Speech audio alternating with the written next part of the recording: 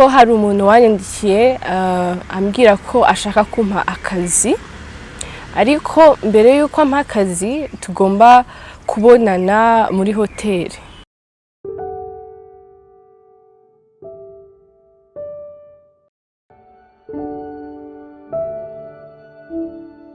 Mwongeye kwirwa mwese mudukurikiye kuri Rwandanallstar kuri ubu twagarutse ndetse dufite umutumirwa twatumye kugira ngo tuganeze ku ngingo zitandukanye yaba ku buzima busanzwe ndetse n'ibikorwa arimo muri iyi minsi. No umuntu mukuru ntago ndamuvugaho byinshi, ndagira ngo we atangire akora presentation atwibwire. Murakoze, ndabasubije mwese. Amazina yanjye ni Napine Tumuhoze, ndi umukristo. Napine Tumuhoze. Napine, turagira ngo utubwire Napine akora iki, Napine abahehe, mbega ku muntu ushaka kubanza kumenya se Napine ndi n'umuntu ki mama getaye hano. Napine Tumuhoze, ndi umunyeshuri, nkora umurimo w'Imana, mvuga ubutumwa, nkaba mfite na fondation yitwa Tumuhoze ifasha abana mu buryo bumwe cyangwa ubundi. Yego. Napine ubahe? Ntuye Igikondo ku mazi. Napine, impamvu twagutumiye no kugira ngo tuganire ndetse utuganirize ku buhamya bwawe ndetse n'ubuzima bwawe muri rusange. Ndagira ngo duse nk'abatangira gatoya tureba ku buhamya bwawe. Inzira waciyemo kugira ngo uve mu buzima busanzwe bwo kuba urubyiruko, hari ukuntu tuba dufite ubuzima bwo myaka n'iki ugasanga umuntu mu bitandukanye, noneho wowe uhitamo kuba wakurikira inzira yo kuba umukristo cyangwa se kuba waba umukozi w'Imana. Rero tugira ngo tubanze uduhe nk'inzira y'ubuzima bwawe. Ese byatangiye gute? Uduhe nka testimony yaho watangiriye n'ukuntu waje gukizwa, mbega mu magambo make. Nkuko nari nabivuze, ndi umukristo. Mbere yuko nkizwa,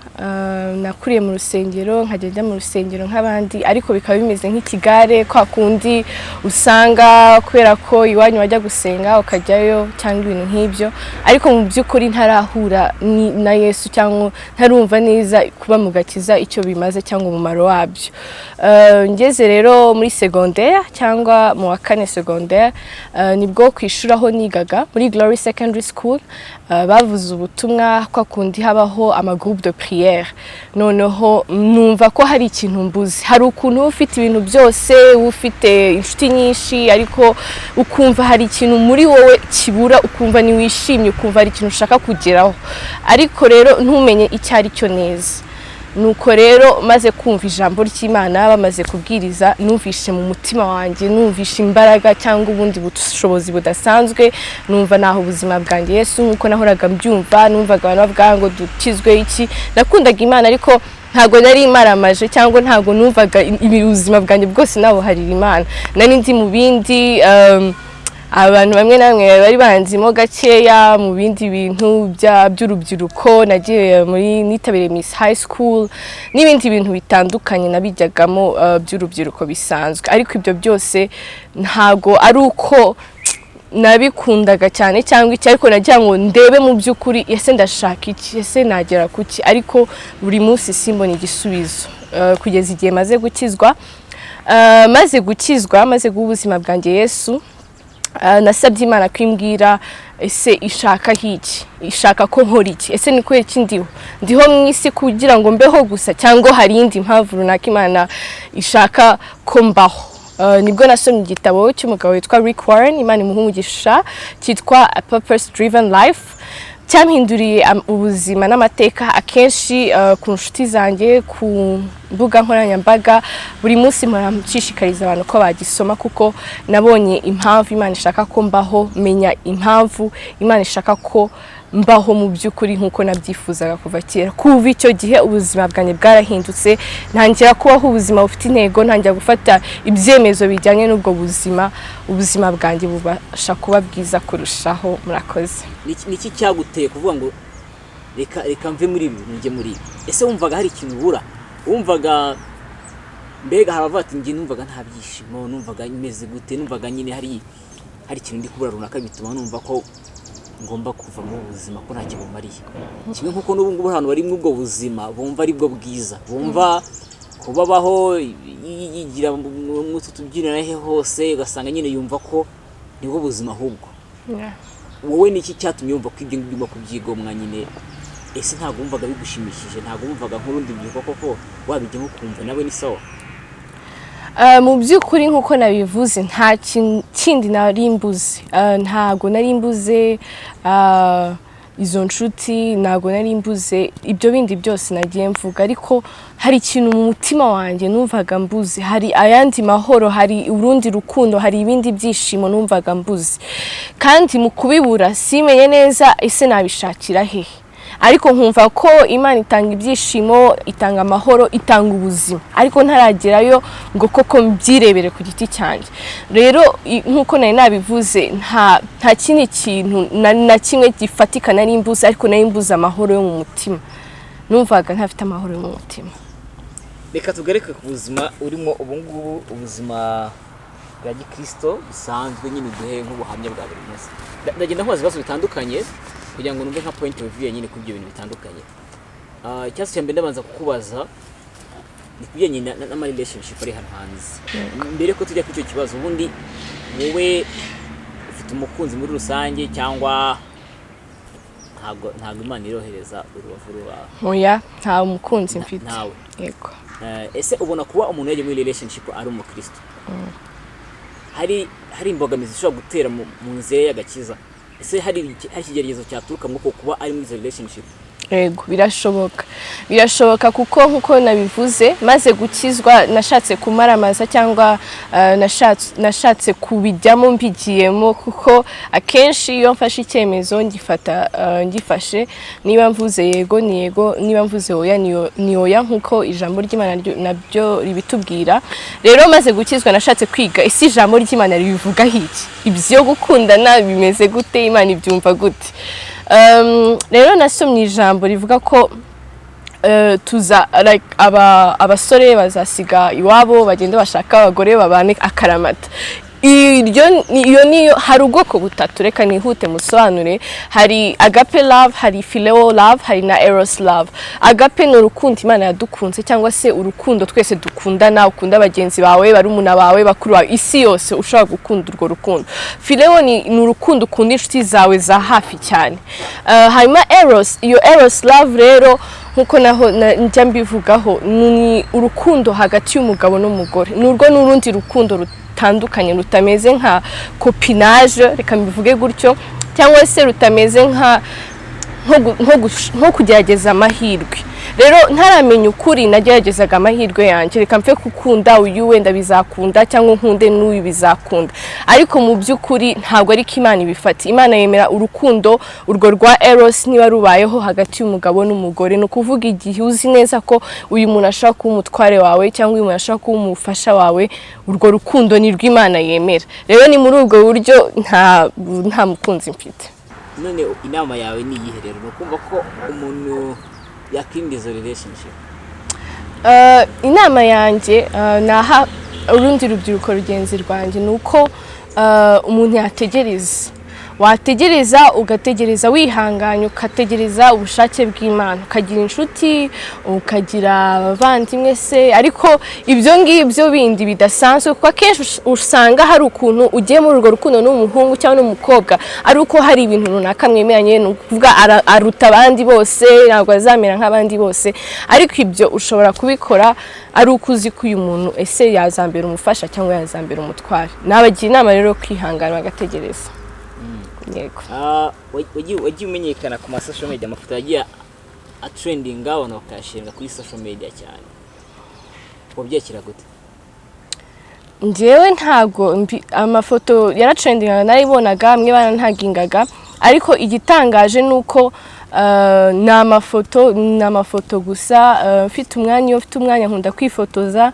iyo ntawe ufite ntago mbikora cyane ariko nkunda kwifotoza iyo nabibonaga rero byaranshimishaga mu bakobwa twagiye tuganira batandukanye barakubwira uti iyo utangiye kugira aba followers benshi utangiye kubona abantu bakwandikira rimwe n'umwe ugasanga baranakwitiranya ugasanga nk'umugabo arakwandikiye ati twabonanye ugasanga nyine akugena muri iyo sense yego ese wowe situation nk'izi iyo zakubagaho zazaga zimeze gute mubyitwaraga mute abandika baba bahari ariko rimwe nuko hari umuntu wanyandikiye ambwira ko ashaka kumpa akazi ariko mbere yuko ampa akazi tugomba kubonana muri hoteli nkibaza se ako kazi kameze gute ngerageza gushaka kumenya kuki ngomba kubanza kujya muri hoteli kugira ngo ako kazi nkabone nubwo byagaragara ko koko ashobora kuba ari umukozi afite business afite yiwe ariko naramubajije ntiyabasha kunsubiza bituma mbona ko harimo ikibazo muri ibyo ngibyo kuba namubaza ako kazi kameze gute ariko akabanza gukomeza kumbwira ko ashaka ko ari ahantu runaka duhurira nko muri hoteli rero ibyo byagiye biba imbogamizi ariko ntago nabashije kujyayo yego ntago nabashije kujyayo turazenda gusa nka tuvuye ku buzima bwawe bwite tugire rusange twumve situation hari ukuntu ubuzima butameze neza hari umukobwa wenda runaka uri Nyamirambo yego ufite ubuzima wenda butameze neza amafaranga atari kuboneka yego amafaranga y'inzu n'iki mbega afite ibibazo runaka yego akabona umuntu amwandikiye nk'uko nguko ese wowe wumva nk'uwo mukobwa nyine yakubye kubyitwara mate kuko akenshi njyewe twagiye tuganira gusa bisanzwe yakubye ati nta mahitamo mfite ndabaho we ni nk'iki nyine wababwiye cyangwa se ubundi wowe wumva koko byagakwiye gukorwa ari ibihe mu by'ukuri icyo navuga ni uko koko rimwe na rimwe biba bigoye ariko nanone njyewe nk'uko nabivuze nizeye Imana wizeye ko Imana ishobora gutanga cyangwa se mu cyongereza God can provide byagufasha cyane kuruta uko wakiringira cyangwa ukizera umwana w'umuntu kuko nk'uko nabivuze ushobora kugenda uwo muntu akagufasha akaguha ikintu runaka nagiye mura n'abana b'abakobwa batandukanye akakwizeza ibitangaza ariko nyuma yaho akavuga ko atakuzi kandi hari n'ibindi byaturutsemo bindi bigasaba ko uzanavunika kurushaho mu by'ukuri icyo nabwira abana b'abakobwa cyangwa se abakobwa muri rusange nuko birashoboka ibintu byose birashoboka Imana ishobora kugushoboza ukabona ku kazi ukabona ubwo buryo n'ubwo bushobozi bundi wifuza ku buryo ibintu bijya mu murongo kandi ntibizagutera ikibazo kuko naganiriye ari umwana w'umukobwa umwe twaganiriye ambwira ukuntu byagenze ku buryo byaje no kurangira twise ariko ubuzima buramugoye cyane kubera iki kubera ko wagakwiye kwita ku mwana ntawe uhari kandi ibyo ni ibibazo tugenda tubona umunsi ku wundi nababwira kwihangana gukomera no kwizera Imana ko Imana izabaha ibyo bashaka hari akantu kubona kuri social media kavugaga ngo gushaka umugore mwiza nta mafaranga ufite yego niho gutera igiti cy'amapera imbere y'amashuri ya primaire yego mbega muri make njye numva kwenda umuntu wagashyizeho yashaka kuvuga ko utapfa gutunga umugore mwiza ukenya yego ese nibyo ndasubira mu ijambo ry'Imana ijambo ry'Imana riravuga ngo bagabo mukunde abagore banyu nk'uko Kristo akunda itorero Kristo akunda itorero mu buryo ki aryitaho akaritetesha akaritonesha akarifasha mu bintu bitandukanye rero ntago nibaza ko ikibazo ari amafaranga nibaza ko umugore wamwitayeho wamwumvishe wamwubashye ni mu buryo bwo kumutonesha rero bishobora kuba udafite amafaranga ariko wakoze ibyo umugore yumva ari umugore kandi biramunezeza aba mwiza kandi nibaza ko kuba mwiza ari ku mutima burya ushatse umukobwa yego yarasanzwe aba ahantu heza n'amakarite meza muri Kigali yego muvanye muri za Nyarutarama mujyanye hano hepfo ahangaha yego atangiye guha n'undi ubwo buzima busa nkaho butandukanye n'ubwo yarabayemo ese wumva koko uwo mugore yabasha kugandukira umugabo we mu gihe ibintu yaramenyereye kubona cyangwa se kuvuze ngo kumwitaho mu gihe umugabo adashoboye kumwitaho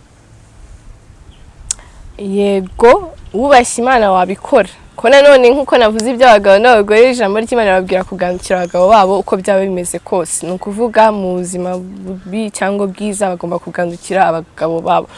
rero aho waba uturutse hose iyo wabanye n'umugabo uba wasize ibyawe n'iby'iwanyu byose ugiye kubana n'umugabo rero wabikora wubashye Imana noneho wowe wumva ko gushaka ko umuntu yashaka ntawe bihuriye n'ubushobozi bw'amafaranga n'ubushobozi bwo kuba mfite inzu runaka kuba mfite ibintu